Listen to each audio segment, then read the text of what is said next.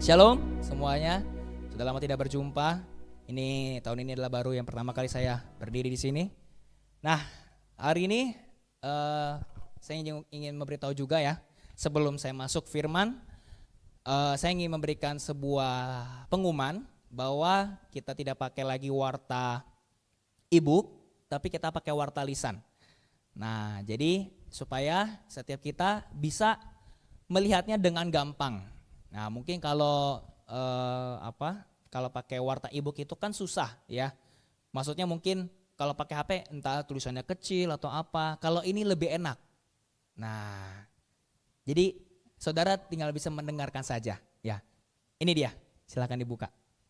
Erik, ya. Kita lihat sebentar.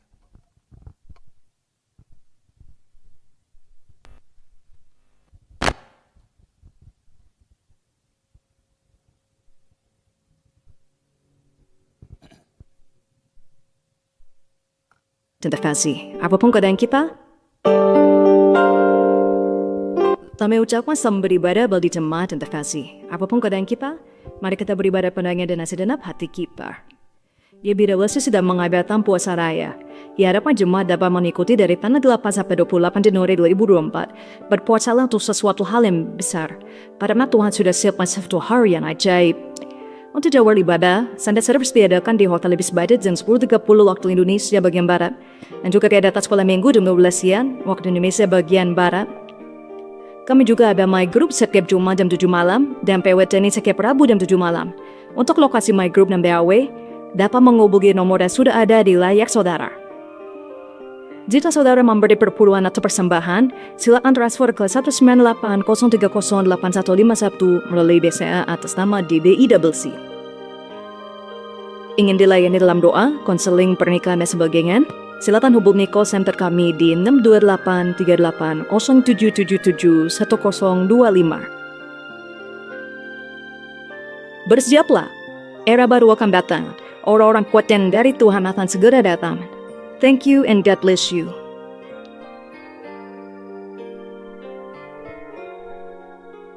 Nah, itulah dia. Ya, jadi ini juga saya ingin memberitahu ya bahwa tadi mungkin suaranya agak lagi sedikit cepat, ya cepat terus juga suaranya kayak bule banget ya, kayak Sturhal tadi kan. Itu sebenarnya suara saya. Suara saya ngomongnya biasa aja, sesuatu hal. Cuma memang dari AI-nya itu pakai bahasa Inggris British, saya ganti karena saya kan kalau suara saya kayaknya kurang pede gitu kan ya. Jadi saya pakai itu jadi ngomongnya sesuatu hal gitu kan. Gitu. Jadi makanya itu akan kita perbaiki lebih lagi karena ini kan baru perdana ya, kita coba-coba pakai warta lisan. Oke, jadi nanti Bapak Ibu Saudara bisa melihat nanti di grup bahwa nanti mungkin lagi di jalan, di mobil atau di mana gitu tinggal dengerin aja juga boleh. Kayak tadi kan sudah bisa gitu ya. Oke, kita langsung buka saja ya di Lukas. Kita buka di Matius pasalnya yang ke-6 ayatnya yang ke-5. Nah, ayatnya ke-5 sampai yang ke-9. Oke, ini kalau sempat saya sengaja tidak memberikan PowerPoint ya, kita ngalir aja ya. Ya, kalau Ricky kayaknya ngalir aja dia. Aduh, ini udah lama nih, apalagi Bobby ya. Ya, Matius 5 pasal yang ke-6 ayatnya yang ke-5. Arti puasa, kita sedang mengadakan puasa kan ya. Ini saya juga mungkin mengingatkan kembali bahwa kalau misalnya di sini ada yang mungkin bolong-bolong atau mungkin ada yang belum sama sekali, silakan berpuasa. Tinggal seminggu lagi kok. Tidak apa-apa. Bagi Tuhan itu tidak ada kata terlambat. Selama hidup kita itu diberikan nafas sama Tuhan Yesus, masih ada kesempatan. Jadi kalau yang belum puasa silakan. Ayo kita berpuasa sama-sama. Dan kalau misalnya mungkin karena penyakit atau karena apa, bisa juga ya seperti yang saya bilang, konsultasikan. Tapi kalau mungkin sakit emah, saya juga sakit emah saudara. Cuma kalau kita berpuasa dan puasanya itu benar ya, maksudnya benar itu kita makan dengan cukup dan lain sebagainya, tidak sakit emah itu tidak akan datang. Percayalah, saya udah mengalami soalnya. Ya. Kita buka, tapi saya tidak akan menjelaskan arti puasa itu seperti pada umumnya. Orang sudah tahu pasti, nggak makan minum dan lain sebagainya. Tapi saya ingin menjelaskan arti puasa itu untuk yang pertama itu adalah di mana kita berpuasa untuk orang lain, pertama. Kedua, bagaimana kita berpuasa di hadapan Tuhan.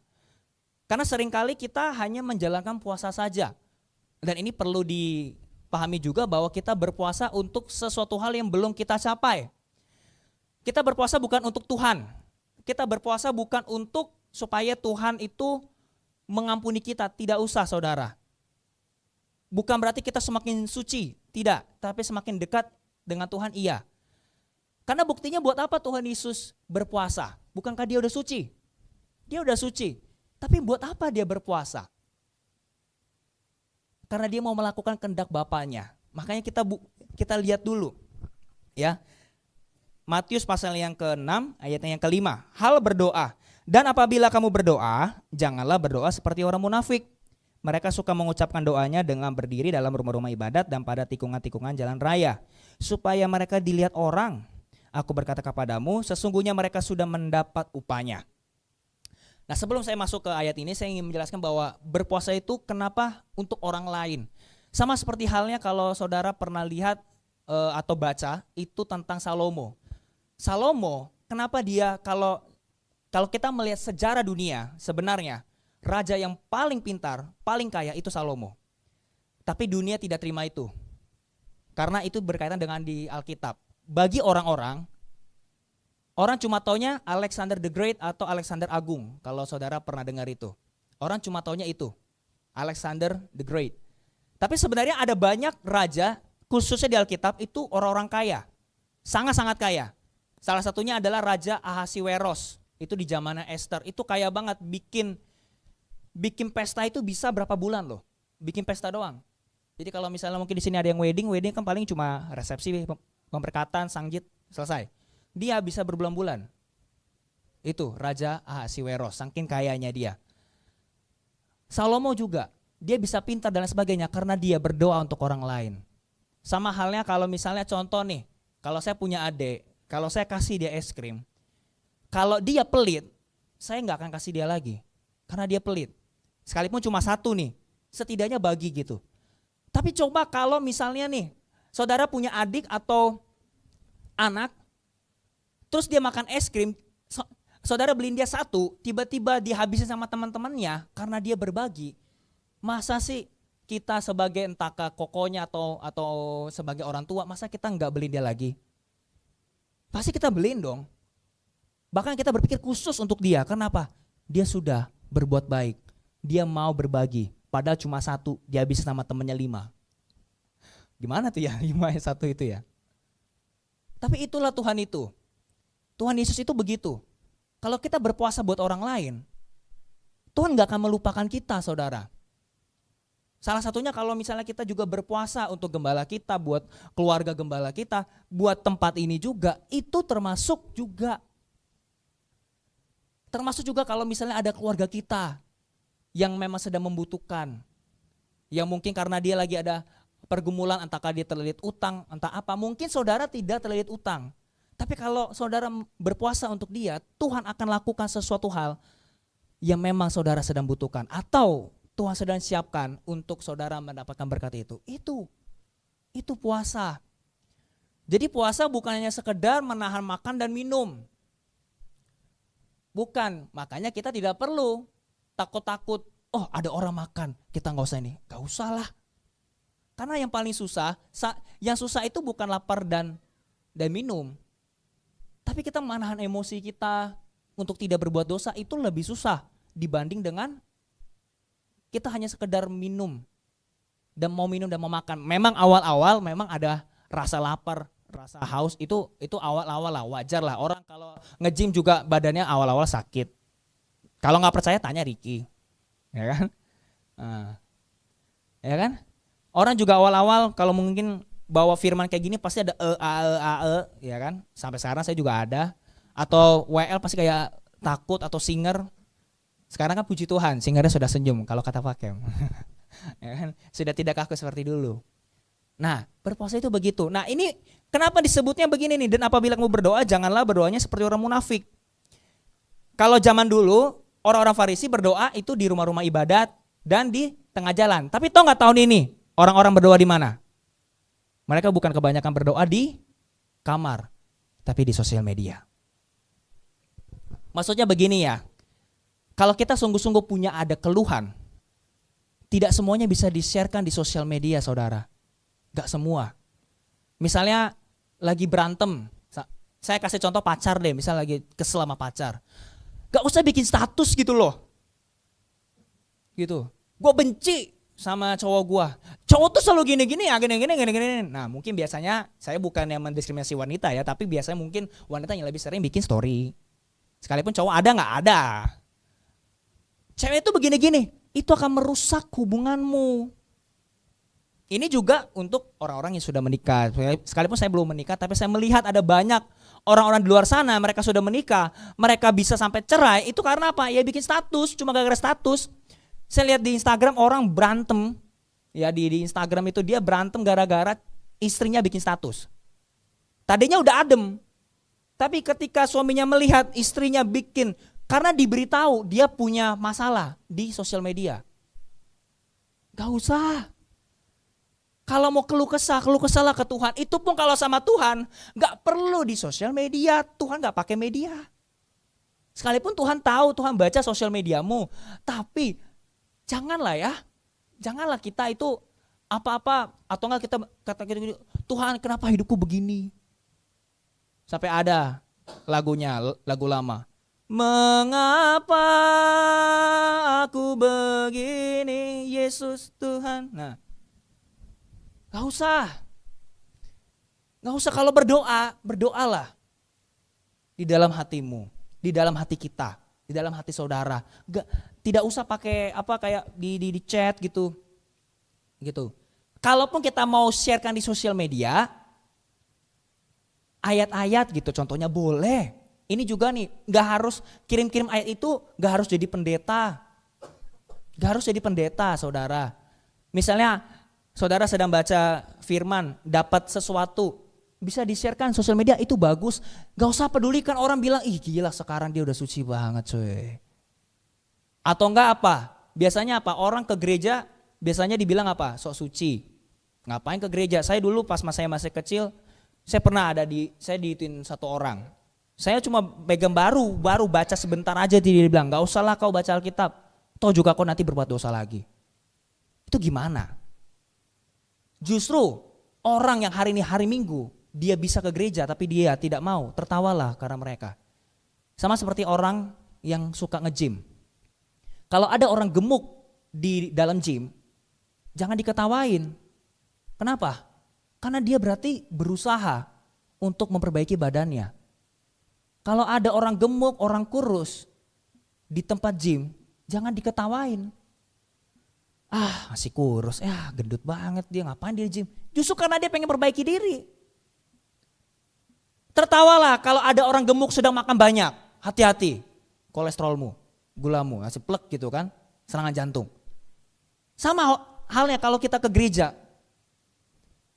Kalau ada di antara kita yang hari ini ke gereja dan tapi ujung-ujungnya orang-orang rumah selalu ngomongnya begini begitu, biarkan. Apalagi kalau kita berpuasa, dikira apa? Orang yang berpuasa itu suci banget. Enggak. Justru kita artinya apa? Kita tahu diri sama dia.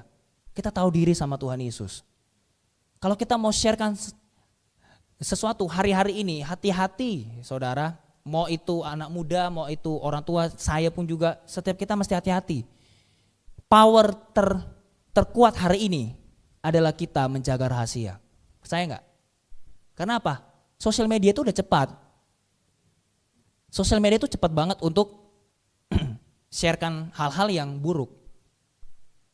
Apalagi kalau udah hoax. Itulah dia kan. Saya waktu itu foto sama Indah, ya kan. Saya foto itu dekat, memang dekat ya. Saya nggak gitu kan. Saya cuma gini. Langsung pokoknya saya nggak usah tahu. Ada pernah saya pelayanan di mana? Mereka kaget, karena apa? Yuel udah mau nikah ya, karena saya waktu itu pakai jas itu putih. Jas putih, dalamnya putih. Celananya ini. Jadi seakan-akan kayak saya lagi wedding gitu, padahal itu kita foto habis ibadah. Sampai mama saya dikira, saya gak undang dia.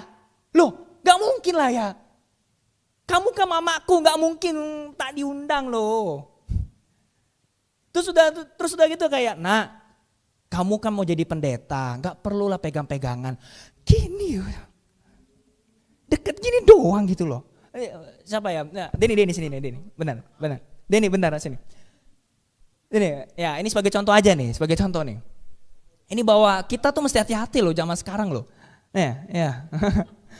Saya nggak gini loh, saya cuma gini. Ini karena saya kantong saya gini, saya biasanya. Nah, gitu kan. Kan sekalipun muka pas-pasan kan ya kayak model gitu kan kita berdua kan. Ini emang cantik, saya kan memang agak ini ya kan. Itu kan. Gini, dibilang saya pegangan gitu. Kalaupun misalnya pegangan, saya kan cuma, kalaupun pegangan ya misalnya gini, udahlah kan. Bukannya buat kemana-mana. Langsung dibilangnya begitu. Terima kasih ya. Ya terima kasih. Kasih tepuk tangan dong buat ini dong. Waduh, karena ini sudah berani. Ya kan? Sekarang tuh begitu. Makanya jangan apa-apa di-sharekan. Hati-hati. Kalau kita mau share lah yang baik. Kita jalan-jalan. Jadikanlah sosial media kita tuh jadi album misalnya di Instagram ya kan. Sekarang kan orang lebih banyak Instagram daripada Facebook. Ya kan? Tapi kayaknya kebanyakan hoax ya. Udahlah, enggak usah sebut lah. Ya kan?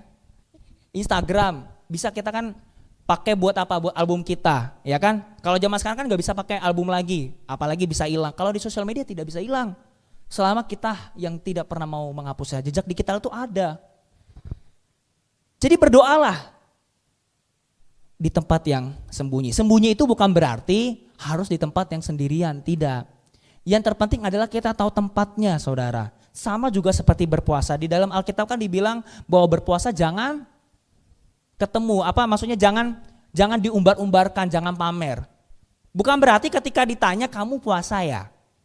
Enggak, saya enggak puasa, bohong. Maksudnya gini loh, kalau kita berpuasa jangan terlihat kita itu seperti menunjukkan puasa kita. Kalau ditanya nih, misalnya kita semua di sini ditanya, kamu puasa enggak? Kalau enggak ya enggak, iya udah. Itu maksud Tuhan itu tentang hati kita. Bukan tentang perbuatannya dulu, tapi hati kita. Contoh, barang siapa direndahkan, ia akan ditinggikan, bukan? Tapi coba lihat zaman sekarang, orang merendah itu mau meroket. Buktinya apa? Contoh aja kita main ML lah, Mobile Legends misalnya anak muda. Kalau jago dipuji, gila dia jago loh. Enggak, gue biasa aja. Itu sombong tuh sebenarnya, itu minder. Biasa aja. Karena apa? Kasih satu orang aja yang ngatain dia, pasti dia akan bilang, lu yang cupu lu.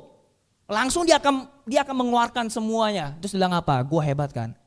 Tadinya merendah, sekali dikatain meroket. Kalau emang faktanya jago, terimalah. Terima gitu. Jago lu, bilang aja puji Tuhan, thank you ya. Udah, faktanya gitu kok. Kalau tiba-tiba misalnya contoh gereja kita udah besar nih jemaat nih ya kan, ya kan, tiba-tiba Pak Kem ditanya gitu, wih Pak Kem gerejanya bertumbuh banget ya, biasa aja, ini masih 5, masih 10 padahal udah 100. Gak perlu saudara.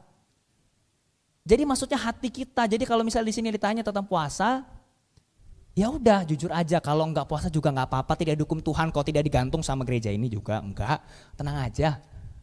Karena itu bukan suatu kewajiban, itu suatu kerinduan. Saudara ingin apa di tahun ini sama Tuhan Yesus? Mungkinkah maunya saya pengen keluarga saya semuanya percaya Yesus? Lakukan. Maka janganlah berdoa. Nih udah 25 menit lagi nih ya, baru 1 ayat loh nih. Rumah-rumah ibadat, kita lanjut aja deh. Tetapi jika engkau berdoa, masuklah ke dalam kamarmu, tutuplah pintu dan berdoalah kepada Bapamu yang ada di tempat tersembunyi. Maka Bapamu yang melihat yang tersembunyi akan membalasnya kepadamu. Nah ini dia ayat yang kedua, saya mau memberitahu begini. Lanjut aja deh, ini udah 25 menit lagi. Ayat yang ke-7, lagi pula dalam doamu itu, janganlah kamu bertele-tele seperti kebiasaan orang yang tidak mengenal Allah. Mereka menyangka bahwa karena banyaknya kata-kata doanya akan dikabulkan. Nah maksudnya begini ya. Maksudnya begini saudara, di ayat yang ke-7 jangan bertele-tele bukan berarti kita gak boleh ngobrol lama sama Tuhan Yesus, bukan. Tapi Tuhan tahu keperluan kita. Contoh misalnya, kalau kita memang hari itu mau mengucap syukur aja. Tidak perlu tuh kita, Tuhan engkau kayak gini, contoh kayak makan deh. Mungkin ada beberapa ya kalau makan sama saya pertama kaget. Karena saya cuma kalau doa itu cuma gini kalau doa. Tuhan Yesus terima kasih atas makanan dan minuman ini dalam nama Yesus. Amin. Udah. Atau lebih singkat lagi, Tuhan Yesus, thank you, kamsya, amin. Dah. Kenapa? Ya saya cuma mau kamsya aja sama Tuhan Yesus. Saya mau thank you aja. Terima kasih atas makanan dan minuman ini. Sampai waktu itu siapa ya? Ricky atau Tender ya? Baru begini terus tiba-tiba gue belum yuk. Gitu. Karena saya sudah kasih tahu, ayo kita doa. Biasanya kalau doa kan Tuhan terima kasih buat hari ini. Kamu jauh syukur Tuhan karena Engkau sudah baik Tuhan Yesus. Terima kasih Engkau adalah Tuhan lagi di bumi. Nasimu itu, nasi saudara itu dingin ya. Panjang, ada kan yang kayak panjang gitu kan. Saya nggak menyalahkan tentang panjang atau enggaknya, tapi maksudnya kalau mau ngomong itu sama Tuhan itu aja, nggak perlu panjang-panjang. Kalau hari ini lagi susah, Tuhan Yesus saya hari ini susah tolongin saya, udah dalam nama Yesus, amin. Kita ini, Tuhan kita adalah satu-satunya Tuhan yang paling dekat dan paling gampang dilobi. Tuhan kita tuh gitu. Tuhan Yesus adalah pribadi yang paling gampang mau buat dia terharu tuh gampang. Kita doakan orang lain. Pribadi dia tuh begitu. Kalau kita kan dikit-dikit kan juga sama, ya kan? Kita kan juga kalau lihat di sosial media, lihat kucing aja belum makan aja kita udah kayak aduh kasihan banget ya. Malah kadang-kadang kita lebih kasihan sama kucing daripada manusia itu sendiri kan? Dan alasannya apa? Kucing lebih manusiawi daripada manusia itu sendiri. Kalau kucing dikasih akal budi kayak kita, wah nggak bisa kan? Ini hati-hati nih saya ngomong kucing ini kan ada yang nanti nyerang saya kan. Bahaya nih kan. Ya kan? Kemarin juga saya lihat dikirim sama Indah. Lagi hujan deras nih, ada tikus. Jadi tikus itu lagi nggak tahu lah. Pokoknya dia kayak kasihan gitu kan. Dia lagi mau air atau apa gitu. Wah, semua bilang, "Aduh, tikus itu berkata, aku sedang menangis sekalipun manusia tidak melihatku." Apa sih gitu? Kenapa gitu? Kadang-kadang tuh kita tuh kan begitu kan. Salah menaruh posisi. Nah, sama ketika kita sedang berdoa. Kalau kita berdoa, tahulah kita posisi kita di mana. Jangan di sosial media. Karena dunia tidak akan peduli dengan kita. Dunia tidak akan peduli dengan saudara. Saudara mau banyak berdoa, puasa, tapi kalau saudara punya hasilnya jelek, dunia tidak akan melihat. Bagaimana dunia bisa belajar dari kita kalau kita sebagai gereja, kita enggak sungguh-sungguh dalam hal bekerja, dalam hal namanya kita melayani begini harus sungguh-sungguh loh. Harus sungguh-sungguh. Bukan hanya hati saja, tapi kita harus mengupgrade gitu. Contohnya ya kayak tadi warta lisan kita upgrade kita ini. Kalau dunia aja, kalau kita di tempat kerja aja bisa bagus, kenapa di gereja tidak? Sedangkan Tuhan itu dia memberkati manusia itu lewat gerejanya loh. Jadi ketika nanti dia datang, dia tidak memanggil satu persatu, dia memanggil mempelai perempuannya itu apa gerejanya. Makanya dalam di Wahyu kan katakan kan, maka Roh Kudus mempelai perempuan. Maksudnya adalah bukan berarti Tuhan Yesus itu menikah sama kita. Artinya adalah keintiman terdekat dalam umat manusia adalah suami dan istri. Jadi ibaratnya dia adalah laki-laki, kita lah mempelai perempuannya. Sedekat itu kita dengan Tuhan kita. Sedekat itulah. Jadi perlu berdoa, barulah kita keluar dengan sungguh-sungguh. Maksudnya gimana? Begini, kalau saudara berpuasa atau saudara berdoa, yakinlah bahwa saudara itu Tuhan pasti akan menjawab doamu. Bagaimana saudara atau Tuhan mau menjawab doa kita? Tapi kalau kita nggak yakin, nggak bisa, mending nggak usah doa. Kalau saudara cuma berpuasa, buka puasa tapi tidak yakin dengan yang saudara puasakan, nggak usah berpuasa karena apa? Tuhan tidak akan jawab. Karena saudara sendiri sudah mengikat itu sendiri. Saudara sudah mengikat, membantu setan untuk tidak terjadi. Makanya perkataan kita tuh perlu dijaga. Perkataan kita perlu dijaga. Kalau mungkin ada orang tua yang selalu bilangnya anaknya bandel, anaknya bodoh, adanya ini. Sekarang mulai diganti. Anakku diberkati. Kalau salah dikasih tahu, udah. Saya punya adik kalau dia salah, saya marahin tapi saya kasih tahu kenapa begini, kenapa begitu. Harus. Gak bisa kita cuma hanya mengandalkan sekolah minggu. Gak bisa cuma kita mengandalkan orang-orang yang ada di sekolah. Yang anak muda juga sama. Gak bisa cuma hanya datang ke gereja, cuma duduk. Akan sia-sia masa mudamu. Akan sia-sia. Pacaran tidak tahu hari ini mau ngapain. Ya pacaran dulu aja, jalanin aja. Kalau kita mendengarkan suara Tuhan, percayalah Tuhan tidak akan ngomong tentang diri kita doang, tapi sampai kepada generasi selanjutnya. Makanya kita perlu mendengarkan suaranya setiap hari. Dengan apa? Berdoa, berpuasa. Puasa 21 hari. Itu supaya di tahun ini kita tahu target kita mau ngapain, termasuk gereja ini. Kita merendahkan diri di hadapan Tuhan. Kita merendahkan, kita mengatakan bahwa kita perlu Dia.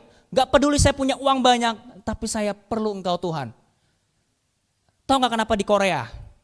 Sekarang ada banyak orang suka kan drama Korea dan lain sebagainya. Tahu gak sebelum itu terjadi? Sebelum itu terjadi, sejarahnya ya, revivalist. Namanya Pastor Yonggi Cho. Salah satu gereja terbesar di dunia, mega church. Yoido Gospel Church namanya. Sebelum itu terjadi, jam 4 pagi, orang-orang Korea sudah ada di luar gereja memanggil nama Tuhan. Cua dia manggil nama Tuhan. Padahal itu semua orang-orang kaya semua. Sampai ada salah satu pendeta Indonesia datang ke situ, dia berdoa.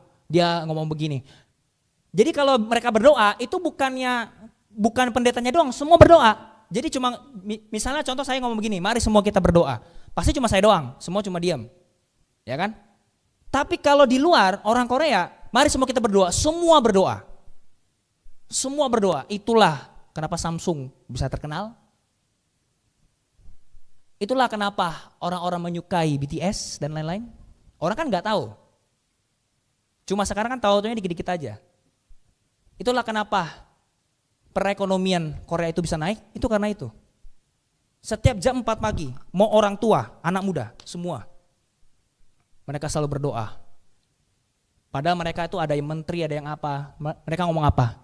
Sekalipun saya punya segalanya, tapi supaya Tuhan tahu, dia berteriak, mereka semua berteriak, supaya Tuhan tahu bahwa sekalipun kami punya ini, kami tetap butuh Dia.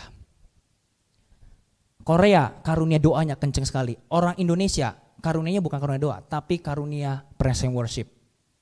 Lagu-lagunya kan makanya bagus-bagus kan?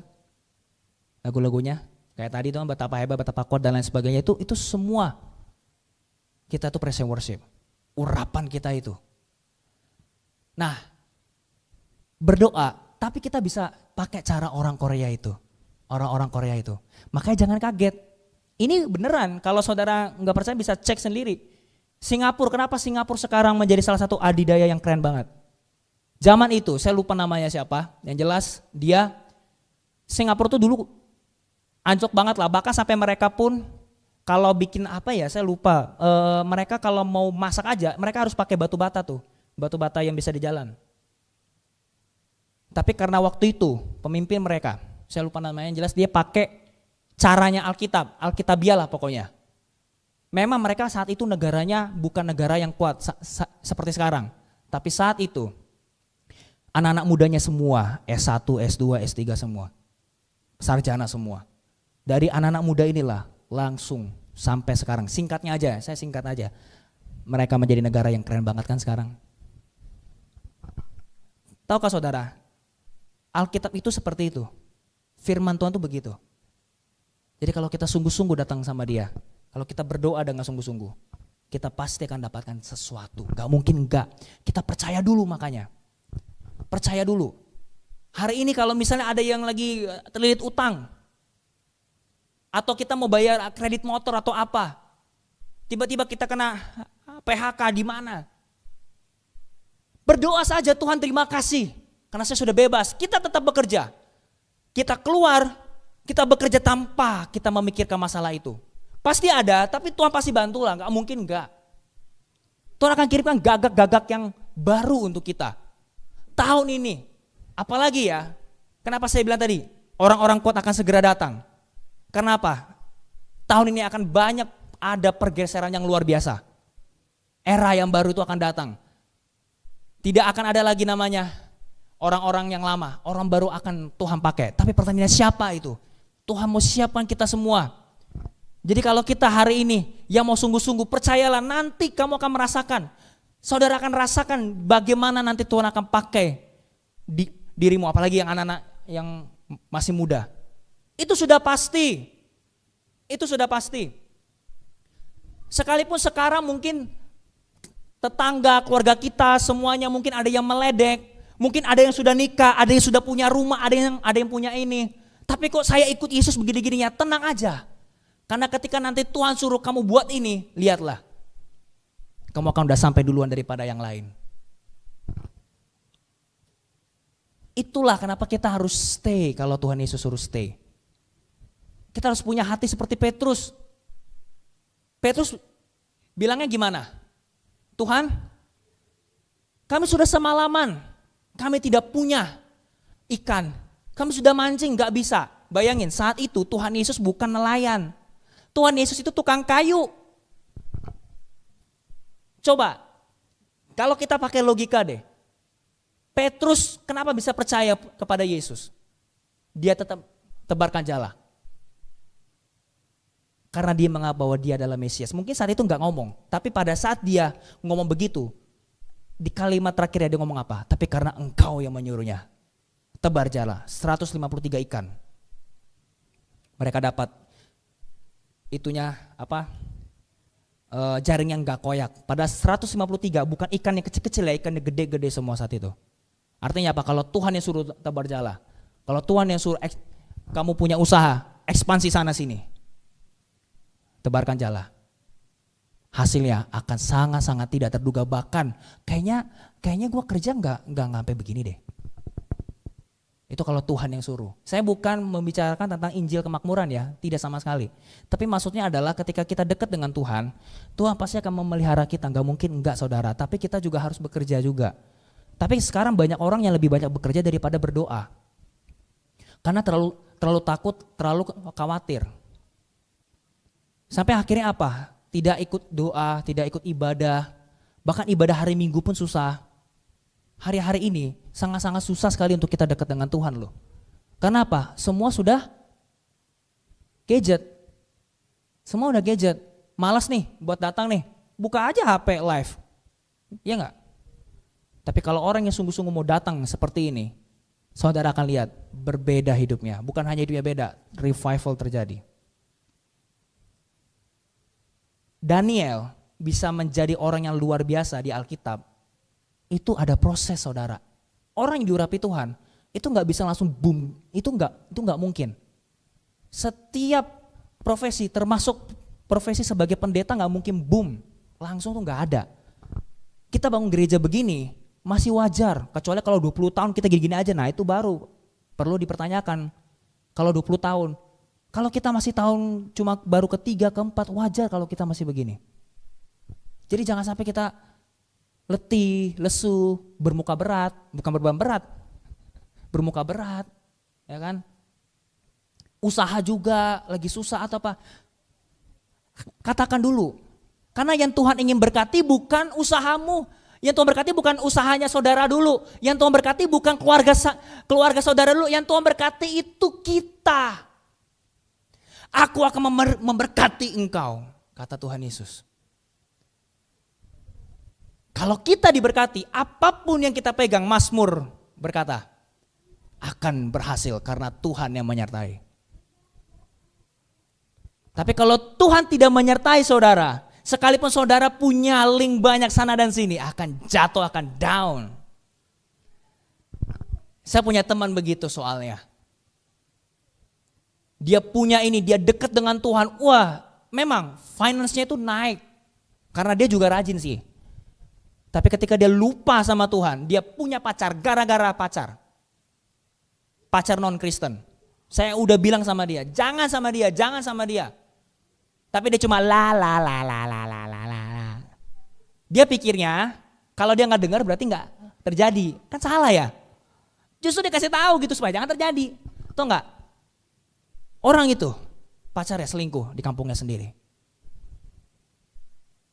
Dia selingkuh, duitnya habis, Yang tadinya dia bisa sehari bisa megang, bisa beli 1 juta, 2 juta, bahkan bajunya pun segitu. Sekarang malah down. Megang 100.000 aja susah. Saudara, kalau kita berpuasa, kita berdoa, fungsinya bukan hanya untuk orang lain, tapi untuk kita semakin dekat dengan Tuhan. Dekat dengan Tuhan itu bukan berarti kita disuruh baca Alkitab setiap hari, tidak saudara. Tapi Tuhan itu akan mengarahkan kita ke suatu hal yang lebih baik. Berdoa itu begitu karena yang Tuhan mau berkati itu saudara. Ingat itu baik-baik, yang Tuhan mau berkati itu saudara. Kalau saudara gak datang sama Yesus, semuanya akan sia-sia. Mazmur 127, coba dibuka Mazmur 127, ayatnya yang pertama. Ini kata Salomo. Salomo lah yang ngomong. Kalau kita kan biasa dengar motivator apa, kita dengar kan? Ini dari langsung Salomo. Nyanyian ziarah Salomo. Jikalau bukan Tuhan yang membangun rumah, sia-sialah usaha orang yang membangunnya. Ini mau rumah tangga, ini mau rumah beneran. Ini mau rumah tentang hubungan pacar. Kalau bukan Tuhan yang bangun, semua sia-sia. Sia-sialah usaha yang membangunnya. Jikalau bukan Tuhan yang mengawal kota, sia-sialah pengawal berjaga-jaga. Sia-sialah kita membangun usaha kita kalau bukan Tuhan yang bangun. Memang mungkin akan berhasil, tapi anakmu narkoba nanti. Memang mungkin kita akan dikenal banyak orang, tapi ternyata anak kita dihamilin. Itu faktanya ya, maksudnya di luar sana. Kita deket Tuhan aja ada masalah loh. Apalagi kalau kita nggak deket Tuhan. Jadi jangan pernah berpikir kok deket Tuhan kok kayaknya makin banyak masalah ya, enggak. Sama. Bedanya kalau kita deket Tuhan, masalah itu akan membuat kita naik. Tapi kalau kita tidak deket Tuhan, masalah itu malah membuat kita semakin berputar-putar di lingkaran setan sampai nanti kita sujud sama Tuhan Yesus, barulah kita bebas dari masalah itu. Lanjut lagi ayatnya yang kedua. Nah ini dia nih. Nah tapi tolong diingat, ayat ini cocok untuk orang yang sangat-sangat bekerja. Jadi kalau hari ini yang malas-malasan bekerja, ayat ini tidak cocok. Cocoknya adalah kamu bangun pagi, kamu harus bekerja. Nah ya. Sia-sialah kamu bangun pagi-pagi dan duduk-duduk sampai jauh malam. Nah, usaha terus, lupa sama Tuhan ya kan. Jauh malam dan makan roti yang diperoleh dengan susah payah. Dengan makan gaji, dengan usaha, begini begitu. Sebab ia memberikannya kepada yang dicintainya pada waktu tidur. Bukan berarti Tuhan bilang kita tidur doang dapat.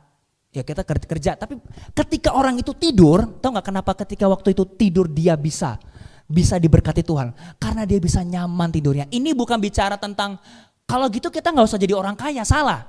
Orang kaya bisa nggak tidur nyenyak? Bisa kalau dia berserta dengan Yesus. Orang kaya, orang miskin, kalau dia tidak disertai Yesus, dia tidak akan enak hidupnya. Itu sudah pasti.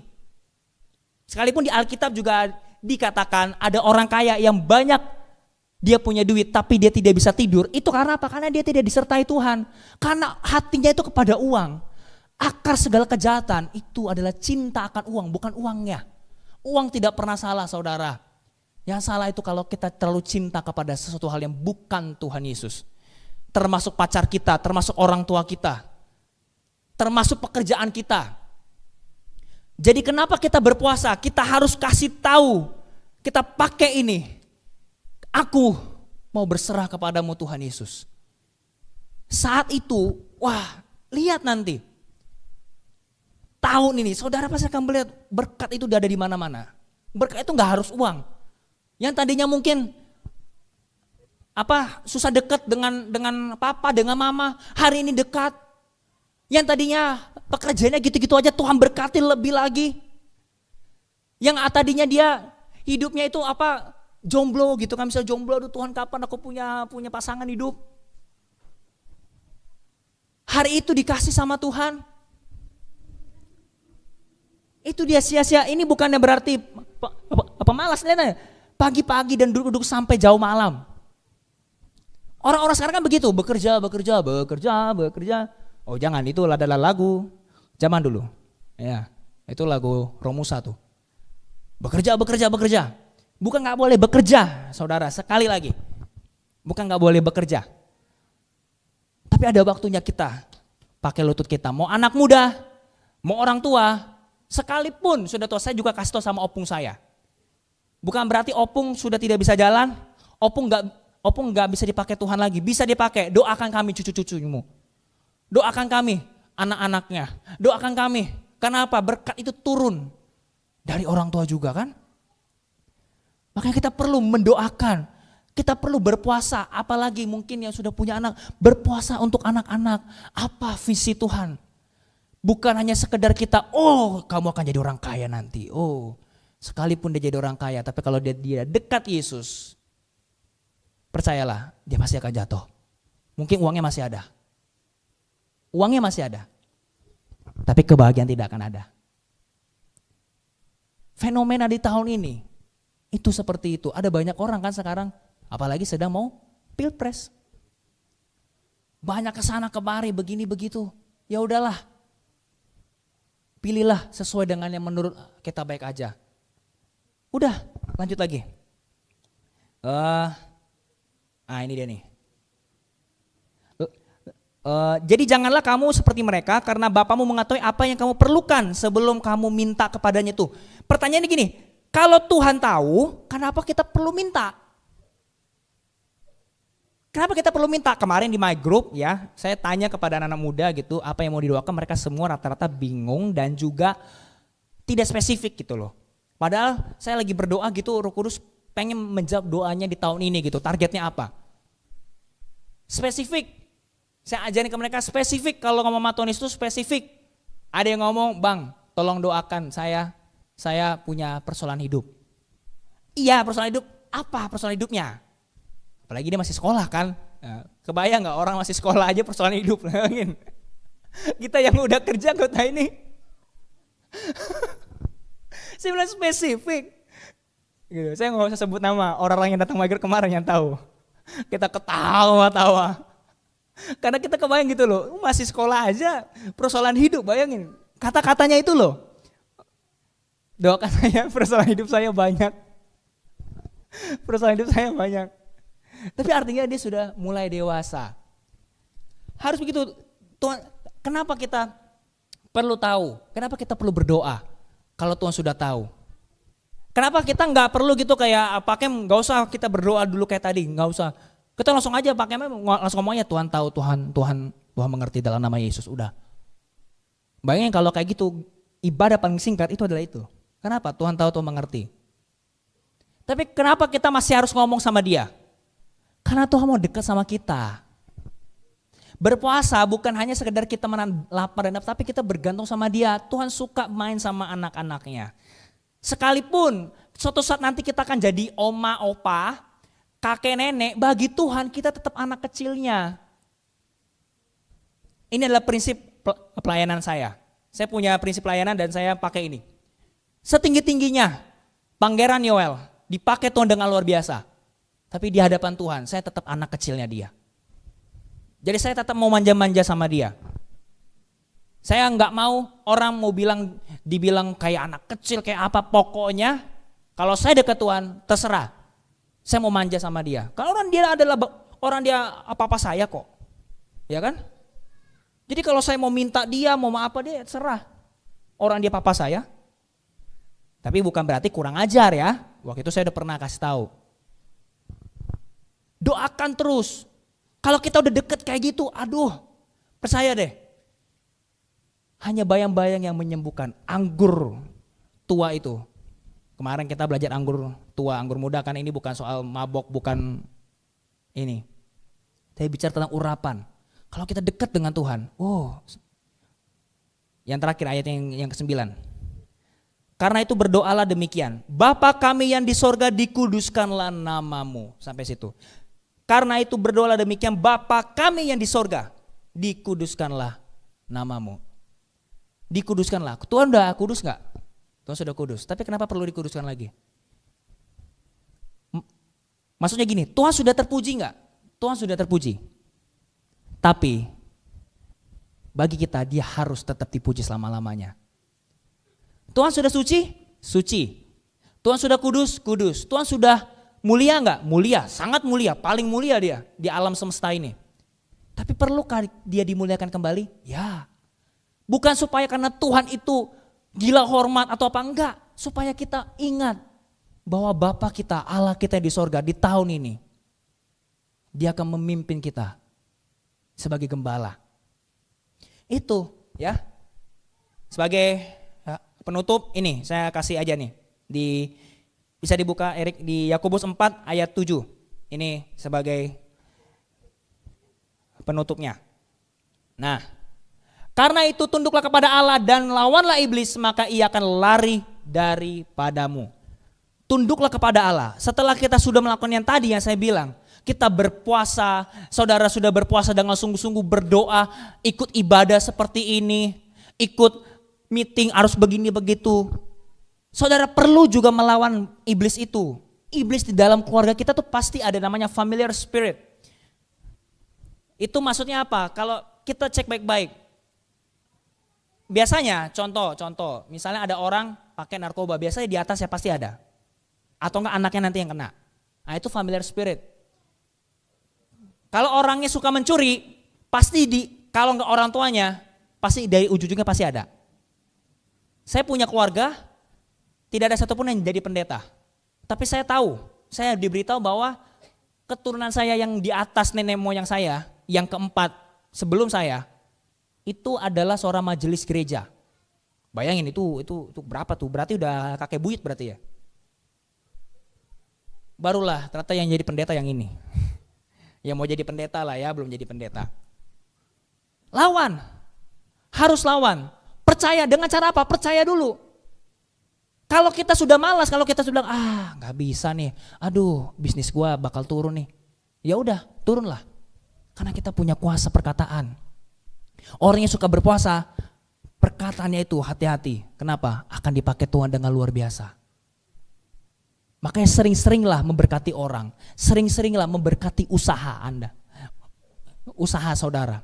Sering-sering. Sering-sering juga berdoa untuk teman-teman juga mungkin yang anak-anak muda kalau belum punya pacar. Saudara seiman juga. Kalau yang baca di day berapa tuh? Ada gambarnya kan? Kalau jomblo ya udah tenang aja gitu kalau ngandas kan. Tenang aja, santai aja, berpuasa tuh begitu. Percayalah, percaya dulu. Saya sebenarnya intinya cuma satu sih, percaya dulu lah, udah. Gak usah muluk-muluk. Percaya dulu, apapun, kalau itu firman Tuhan, telanlah mentah-mentah. Udah, titik. Kalau manusia percaya, lakukan dulu baru percaya. Kalau ini enggak, kamu percaya enggak? Kalau kamu percaya, aku akan lakukan, itu Tuhan Yesus. Percaya dulu, omongin dulu, terima kasih Tuhan, kayak sekarang nih, kita mau punya tempat kan, kita berdoa, Tuhan terima kasih karena sudah Tuhan kasih tempat yang baru. Itu iman, terima kasih Tuhan, karena Tuhan sudah menyelamatkan papa saya, mama saya. Terima kasih Tuhan karena usaha saya tahun ini akan melonjak tinggi drastis. Tapi tangan dan kaki tetap bekerja, tetap pakai hikmat. Tetap bekerja dengan sungguh-sungguh. Kasih yang terbaik. Orang Kristen tuh harus excellent. Kalau enggak bisa jadi orang Kristen sebenarnya. Amin. Ya. Jadi pertama, berpuasalah untuk orang lain. Saya kasih poinnya. Berpuasalah untuk orang lain. Kedua, berdoalah dengan yakin. Udah yakin dulu. Saudara harus yakin dulu, kita harus yakin dulu. Terima kasih Tuhan karena keluarga saya dipulihkan. Yakin dulu. Nanti baru lihat nanti caranya. Gitu loh. Ketiga, jagalah perkataan kita. Jaga perkataan. Perkataan itu penuh kuasa. Kalau nggak percaya, kita doa hari ini. Tuhan, biarlah malam ini jam 7 hujan. Pasti hujan. Gak mungkin enggak. Amin. Amin. Amin. Kasih Tuhan untuk Tuhan Yesus. Kok kayaknya kaku banget ya. Saya merasa tertuduh sebenarnya kalau bawa sini ya. Saya undang WL dan sebagainya. Entah kenapa kalau saya bawa tuh kayaknya kaku banget ya. Enggak saudara ya, saya bukan marah-marah, emang suara saya begitu orang Batak soalnya. Kalau orang Batak kan suaranya kan kayak gitu ya, jadi kurang. Oh kurang keras ya, iya karena orang Batak tuh begitu, tapi saya bukan marah-marah kok, tenang aja. Iya jadi tidak marah-marah, masa saya mau marahin saudara sini, saudara baik-baik di sini. Ya kan, oke.